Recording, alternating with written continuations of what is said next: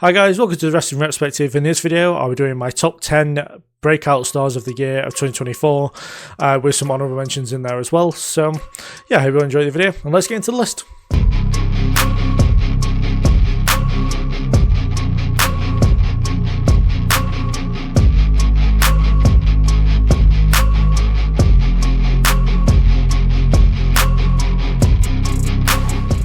So to start off with the honourable mentions, and for me, I've got the Beast Mortos, and for me, like, he had his first AEW match back in April, and he really seems to have made an impression. A lot of the fans like him. He joined the LFI, and probably been like the member we see the most often because Roosh and Trilistico have been doing other stuff, and I think they've got personal stuff going on, which is fair enough, but yeah, he had like one of the better matches on WrestleDream with the 2 out of 3 falls match with Hologram, and he got into the Continental Classic, which was really good. It's a shame that he actually did the worst overall. He got literally 0 points, which I was very surprised about. But, you know, being in the Continental Classic, even getting 0 points is actually pretty good because it still gives a platform for him, and he has had good matches within that tournament. And honestly, it seems like the Beast Mortos is someone completely different from what I remember as being Black Taurus in TNA. Like, I remember seeing him part as Decay, and I love Decay, and I was like, I'm not very sure on him, and then he's coming to AEW and has come on,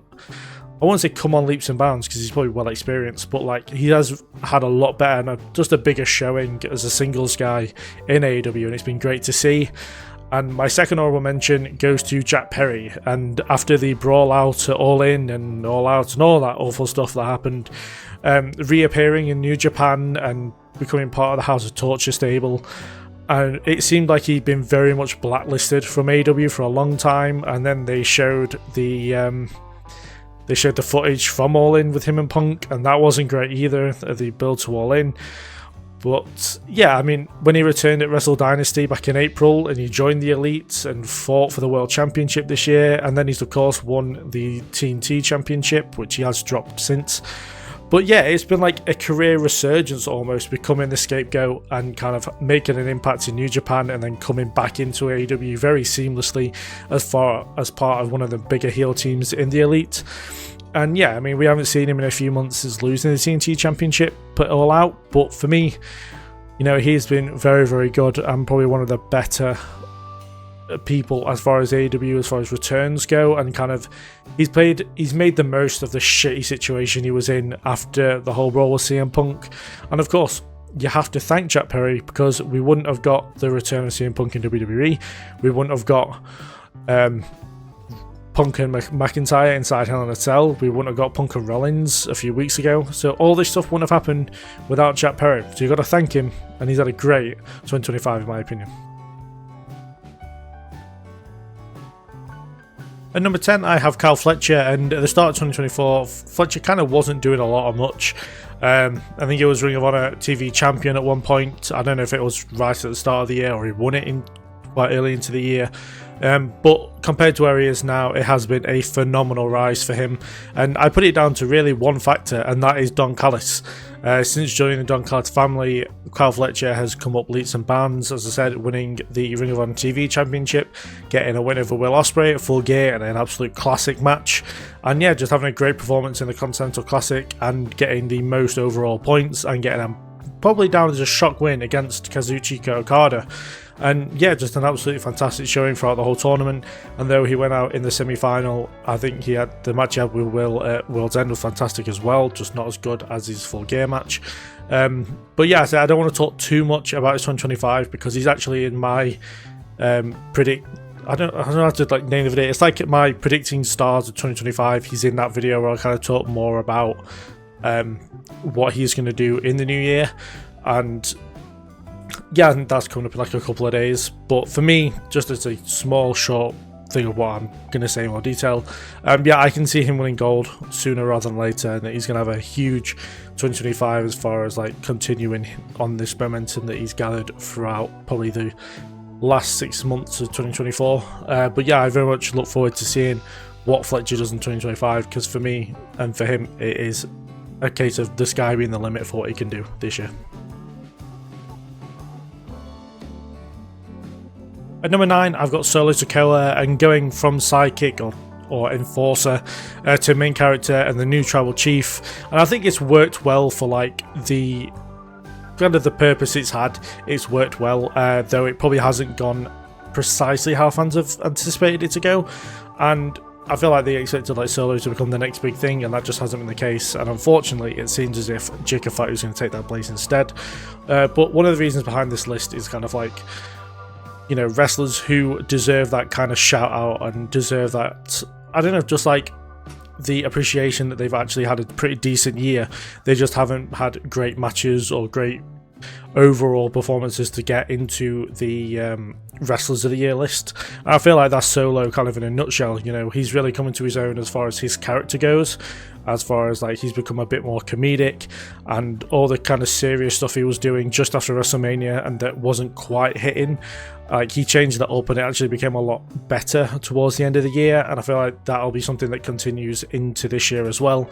And I don't know, it kind of depends on how the tribal combat match went. Obviously this video is out after that match, so I'm not sure how, I don't know anything about how that went, as I'm recording this on New Year's Day. But yeah, for me, as I said, Solo, as far as like cementing himself as a main event player, I feel like has done that absolutely, having massive wins over the past couple of years against, you know, like John Cena, Cody Rhodes and Roman Reigns. It's just a case of something hasn't quite clicked, which has meant that kind of people maybe don't take him as seriously as they should, and kind of people have got more investment in Jacob Fatu than him. But as I said, his character as a whole has served his purpose of being the kind of main villain within WWE and on SmackDown, to kind of be the opposite to the Judgment Day on Raw. And yeah, as I said, you know, getting the big win over Roman was obviously a very big deal, like only a few months ago. But yeah, for me, when it comes to 2025, I think Solo's gonna kind of take a step back as far as the main attraction goes, and I think like he'll still have the new bloodline, but Jacob Fatu will probably have more matches, I assume, within the next year, and he'll kind of be, I don't want to say he won't be the tribal chief, but maybe have him wrestle less and have him be like someone who is controlling Jacob until Jacob turns on him, and then we have that big, like, I don't want to say comeuppance, but that kind of thing where like Jacob gets sick of Solo's shit and yeah, he turns, and then we get Jacob's like the next big thing within the Samoan storyline. But yeah, for me, I feel like Solo has he served the purpose as a tribal chief, and now he has to do his part to kind of, though he is only young, make the next big guy, which is Jacob Fatu. So that's kind of my thoughts towards it going into the new year, and kind of how I expect 2025 to play out for him. But yeah, 2024 as a whole has really been a career-making year, even though like maybe people don't take him as seriously as they should. At number 8, I've got Jade Cargill, and after eventually, or at least felt like eventually, debuting at the Royal Rumble with a lot of build-up in 2023, she's had a pretty decent run so far, I'd say. I think she's had a positive win rate if you include live event matches, and she's had a lot of matches as well if you include live events. The only issue really for me is that she hasn't wrestled a lot, even in the matches on TV. Like if you watch her TV matches or the matches on pay-per-view or PLE, she kind of doesn't do a lot of wrestling. Bianca seems to very much carry that team, and then Cargill comes in for the hot tag and the big pin to win the match, which makes sense. It's just a very safe way to do someone in the first year, and especially someone who they want to kind of eventually become a women's champion. But speaking of championships, she is a multiple-time women's tag team champion, and Bianca Belair is probably, honestly said, for me, she's been honestly the reason why Jade Cargill's win streak is, win percentage has been so high.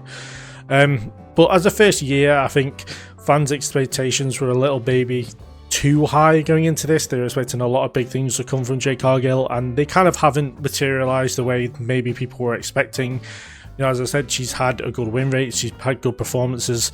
It's just a case of it's not been very good wrestling wise, just because it feels as if she hasn't done a lot of wrestling, like compared to her AEW run where she was wrestling fairly often and went on a big winning streak with that, though the matches weren't very long, apart from maybe the ones with Chris Statlander. Yeah, it kind of felt as if we were expecting a lot more out of Cargill this year, is pretty much what I'm trying to say. And I feel like with 2025, when she eventually comes back, because at the minute, I say time of recording, she's out injured, but whether she returns at the Rumble, I'm not sure or not.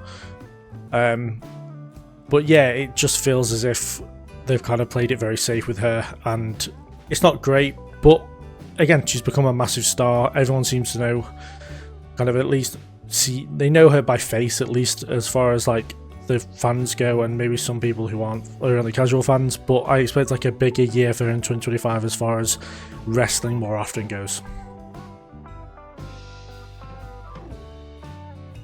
At number 7, I've got Nia Jax, and I'm very surprised to be giving her so much praise, but you know, since returning, I think it was just after she did have a return at the Rumble where her theme hit early and we didn't get the countdown, and it was very, I don't want to say botched, but it kind of was, but it felt like a very Nia Jax entrance, if you get what I mean. But since returning properly and full time, she went straight into a main event feud with Rhea Ripley where they main evented Elimination Chamber, and yeah, since then she's come on leaps and bounds of the Nia Jax we saw a few years ago when she first came up to the main roster and she was kind of hurting people a bit more. But no, in-ring promos have been better. They're still like mid, but like they're better than they were before, and like I feel like that's something that people are talking about more now. But like when it was first coming across, people were like, oh well, it's just Nia Jax, da-da-da. But she actually has become very good in, like, not okay, I wouldn't say very good, but she's come on a lot better than she was doing. But yeah, she became the women's champion in what I'd call a surprise. She won the women's Queen of the Ring. I wasn't expecting her to get that win, but yeah, she did. And those are like two very prestigious accomplishments to have within a year. Look at Gunther. He did more or less the same thing, but obviously on a grander level because he's Gunther and he's better than most people.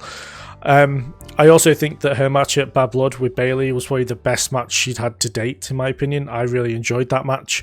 I mean, and it kind of came out of nowhere because they had a match at SummerSlam and that one was okay. But for me, the Bad Blood match was way better than the SummerSlam match, and I know some people probably won't agree with me with that, but I don't know, just go back and watch it. I feel like they are a lot better. So yeah, she's had a very successful year. In 2025 goes, I kind of expect her to kind of take a step back almost, as far as like the same as probably most people. I expect that Tiffany Stratton will cash in on her and take the women's championship from her, but then after WrestleMania, and because I assume it'll be before WrestleMania, then Nia Jax will be in kind of the title picture a little bit around Mania, but probably won't do much at Mania itself. Yeah, I kind of expect to get lost in the shuffle maybe a little bit for a while, but then keep nipping up to the main event should any new champion kind of need a feud, which is a good position for her, and it's something very similar to what she was doing back in like 2017 to 2019, where she wasn't really champion a lot. I think she was Raw Women's Champion within that time, but she was kind of nipping in and out of kind of feuds that are just on TV that don't matter as much, and then going into the Women's Championship feud as well. So yeah, I expect like her to improve from what she's been doing, and yeah, as I said, it's just like I expect just an absolutely fine 2025 for her, but nothing particularly massive. At number 6, I have Tiffany Stratton, and yeah, she's had a very successful year, starting in NXT, finishing off with a feud with Fallon Henley, which traditionally she put Fallon Henley over as well on her way out. And I mean, look what it did to Fallon Henley. It did the world of good for her, because now she's North American champion. So it shows that putting people over on the way out, even for someone as young as Tiffany Stratton, actually helps other people, and Tiffany Stratton hasn't lost any momentum because of that either. But yeah, she got called up as part of the Royal Rumble match, where she came in quite late, but she finished in the final 4, technically. I mean, her and Bianca were the 4th and 5th last eliminations, but Bianca got eliminated first, making her 5, putting Stratton in the final 4. So yeah, but they got eliminated simultaneously, so they kind of both got final 4 or whatever. But yeah, but from there, she went straight into the Elimination Chamber, where she had a great performance in there. She won Money in the Bank and had multiple championship opportunities within the past year as well, and has really become a mainstay of the women's roster the women's division on the main roster. And as much as I will talk about her 2025 in my video in a couple of days with the stars of 2025, I do expect that 2025 will be a huge test for her, as far as not as much as a test of being a mainstay, but the test of being a main eventer on the main roster and seeing how she can make that work. But generally, I think she's absolutely going to kill it. And yeah, I expect a lot of good things from Tiffany Stratton in 2025, and I generally can't wait to watch it go down. At number 5, I have Konosuke Takeshita, and yeah, I think he spent 2023 kind of establishing himself as a heel and having what is hopefully the first part of his feud with Kenny Omega, a feud that I hope they pick up this year. But yeah, 2024 easily established Takeshita as someone who's going to be the future of AEW and somebody who is going to be one of the best wrestlers in the world for many, many years to come. And yeah, as well as traveling all over the world, kind of perfecting his craft, he obviously was in the G1 Climax, where I heard he did very well. I didn't watch it because I don't really watch much New Japan other than Wrestle Kingdom.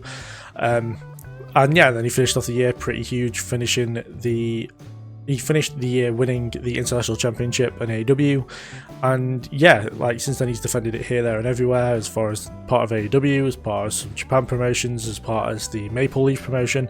So yeah, he's kind of been making the International Championship international again, which has been great to see. He's had great matches with the likes of Chris Jericho, Ricochet, Jon Moxley, Josh Alexander, Mike Bailey, and of course his Match of the Year candidate with Will Ospreay back at Revolution. In 2025, again, he's someone I'll talk about in the Stars of 2025 video, but yeah, I expect like more compelling storylines for him. I think the feud with Will Hobbs Powerhouse Hobbs that he's just had at World's End probably didn't have a lot of build up as far as storyline goes on the main 2 shows of Dynamite and Collision.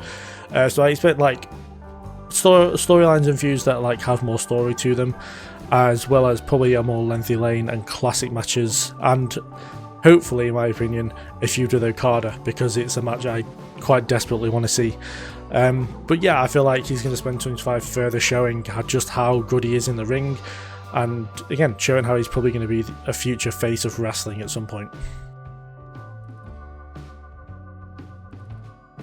At number 4, I've got Jey Uso, and yeah, starting the year with a great moment. Starting number 1 and number 2 with Jimmy Uso, and then going on to be the Iron Man of the Rumble as well, going over an hour in the Rumble. From there, it seemed to be very up and down, losing big matches and championship opportunities. The match at WrestleMania with Jimmy kind of flopped a lot. It was probably the worst match of the year, in my opinion.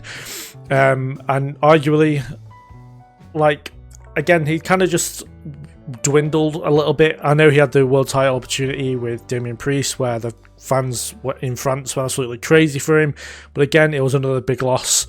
And yeah, that's how it kind of went for a little bit, losing Intercontinental Championship matches, losing more world title matches, and just important matches in general.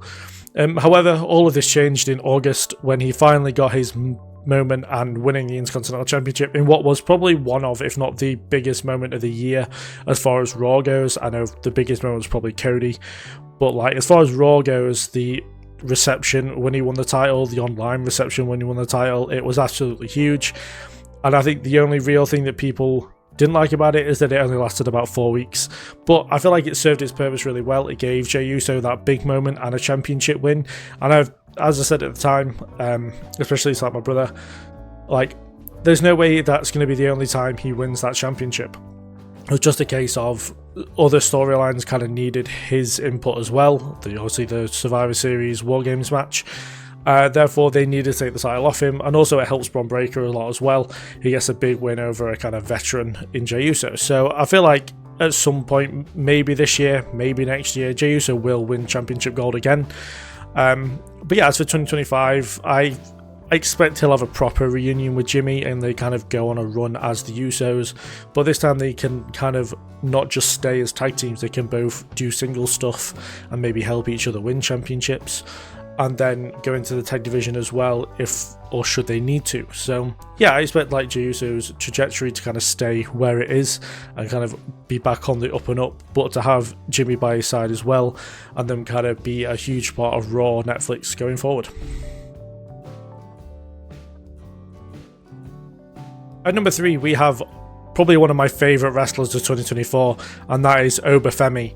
In my opinion, he is the best wrestler in NXT at the moment, and is on a similar level to Roxanne Perez as far as like accomplishments go within 2024. You know, he won the Breakout tournament, he became the longest reigning North American champion, and then he finished off the year winning the Iron Survivor. And yeah, for me, like, he had a match of the year candidate with Dijak and Briggs back at Stand and Deliver, and I would argue he's had one of, if not the best rookie years in NXT history. And for 2025, I expect him to stay in NXT for at least the majority of the year, if not the whole year, and maybe comes up to the main roster next year in 2026. But yeah, it's kind of like he had a very dominating year, and for me, 2025, there's only one way for him to go. If he hasn't already won it by now at New Year's Evil, I fully expect him to be the NXT champion pretty much all year, almost, like as if for the majority of the year of 2025 in NXT. I feel like he's going to absolutely dominate. And yeah, he's going to be one of the faces of NXT after this kind of transfer window finishes and we go into this new era of NXT. He will be the guy on top that everyone will be wanting to see, wanting to watch. And I feel like he's going to absolutely kill it next year. And I'm so looking forward to seeing it all go down. At number 2, I have Liv Morgan, and to put it very simply, Liv Morgan has probably been the most improved and had probably one of the best years in the whole of anyone in WWE. I would say, though, she's not been the best in-ring wise, on the mic and progression of character, she has been almost perfect. And with like a great heel turn throughout at the start of the year, and yeah, the ideal adversary in Rhea Ripley. Yeah, it's all come together very, very well, and yeah, it brought new life to her character and also brought new life to the Judgment Day, which arguably hasn't really worked out the way it probably should have. But, you know, she has become the mainstay of, well, Monday Night Morgan. And yeah, this year she has had a hell of a lot of success, you know, returning from injury in the Royal Rumble and getting the runner-up. She was in the Elimination Chamber, which was arguably one of the better matches for the women this year, and got runner-up. She became the first Crown Jewel champion for the women, and of course won the Women's World Championship, a reign that has gone over 200 days. And yeah, it's just gone down a hell of a lot better than I feel like people actually originally thought. Not only that, she's kept Dominic pretty relevant in a year for him that hasn't gone the best, in my opinion. And yeah, it's kind of like, as I said, kept the Judgment Day relevant, but also breathed new life into it, though at the minute I feel like it's more on the down than it is the up. But yeah, for me, Liv Morgan has arguably been the best woman as far as in WWE goes. I know in my top 10 wrestlers video, I put Roxanne Perez down as the best wrestler, but I feel like as overall package goes, Liv Morgan has her beat completely. Even though Liv's matches probably haven't been the best as far as quality goes, she has been the best as far as everything else goes, which kind of put her above Roxanne in that way. But yeah, for me in 2025, Liv Morgan I think she extends this progression into the new year. I can imagine she'll probably drop the World Heavyweight Championship if she hasn't already to Rhea Ripley at the Raw Netflix debut. But I feel like she'll kind of stay on the consistency, but she needs to take that step away from Rhea Ripley, in my opinion, because yeah, that feud's been going on for probably much longer than it should have been going on for, as it's been, I wouldn't say a year, but it's been very close to a year. Those two have been feuding, and it's kind of had its day, in my opinion. But yeah, I expect a lot of good things from Liv Morgan. Maybe not success-wise, but I think as far as progression and just kind of keeping where she's at now, just without the championship, is kind of the key thing for her. So yeah, for the whole reason I started to do this list was to put Liv Morgan at number 1, and then I really had a good think about it, and actually my number 1 is Mariah May. And I mean, hands down, she's had one of the best full years in AEW in recent years. She started the year pretty low down as far as the pecking order goes. She was kind of with, as we know, she was with Toni Storm, but she had her first match on literally the first Dynamite of the year, and she joined AEW in November. And yeah, 31 matches, a Women's World Championship win, and a Feud of the Year contender with Toni Storm. I think Mariah May sits levels above most of the women in AEW already. And again, she's only been around for about a year, which is fantastic. You know, Bobby on Bobby's Breakdown said he had no idea who Mariah May was when she first came in November, and now she's sat as probably the best woman in the AEW Women's division, because it's not Mercedes Moné, I don't care what anyone says. But yeah, Mariah's been far and wide one of the biggest success stories in AEW's recent history. And yeah, I expect momentum to continue through 2025. I think she'll probably drop the title, but I'm hoping it's not going to be to Toni Storm. As much as the amnesia thing kind of makes sense that it would be her, I kind of hoping it'll be against someone the likes of Chris Statlander or Willow Nightingale.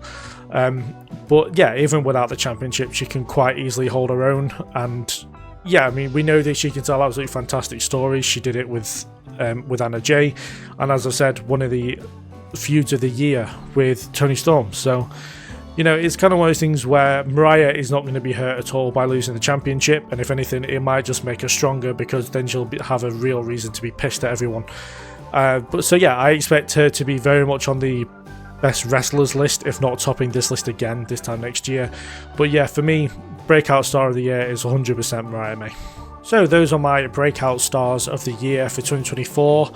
Yeah, do put down in the comments who you would put in this list, if you agree or disagree with any of my choices, whether someone didn't deserve to be on the list or someone who maybe should have been higher up on the list. And yeah, I hope you all had a great new year, and I hope you're all enjoying the content that's been coming out so far. As far as like the start of the year so far, we've had, you know, Wrestler of the Year, Match of the Year, the Royal Rumble entrance. Yes, yeah, I hope you're all enjoying that content. There's a lot of stuff coming up down the line as well. We've got the me predicting stars of 2025 coming out in a couple of days. My top matches from the Royal Rumble pay-per-view and my favourite Royal Rumble matches, and some Royal Rumble entrants if AEW were to do a Royal Rumble that I would put in. So yeah, a lot of Royal Rumble based content coming up, with of course the big event coming up on February 1st. But yeah, do like if you enjoyed this video. Do stick around if you are a fan of wrestling content. Do hit that subscribe button, all that good stuff, and I'll see you guys in the next video. Thank you very much for watching, and I'll see you later.